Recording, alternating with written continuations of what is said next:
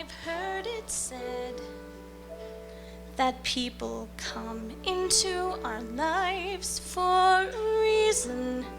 The cardiologist came in after examining him, and he just looked at my husband and I, and he said, "I have bad news." And he said, "I'll try to do a procedure tonight, but if that doesn't work, we're out of options." When Andy found Jake and that he was, not responsive, he did CPR and he called the ambulance. The ambulance came and they were able to get a heartbeat again. The only chance that he had to live was through a heart transplant. And one of the hardest things about that is they said it has to come from a baby. And no one wants their baby to die. We had a little glimmer of hope. They'd done a CAT scan and they're like, well, let's see what Rochester says.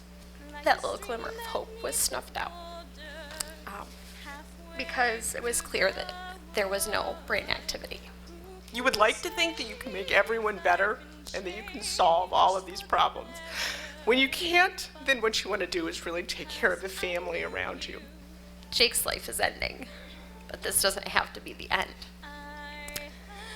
Let's ask about organ donation.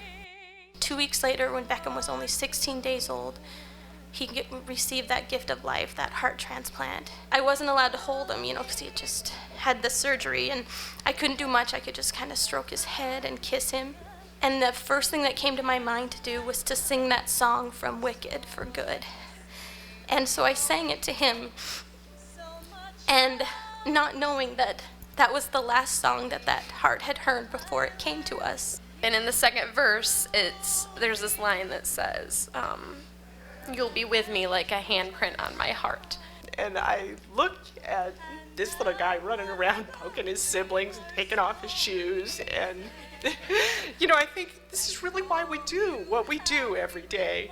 Look at my son, he's perfect. He lives a normal life, he plays sports, he goes to school, he has friends, he tackles with his siblings, and that's because of the selfless gift of the Campbells.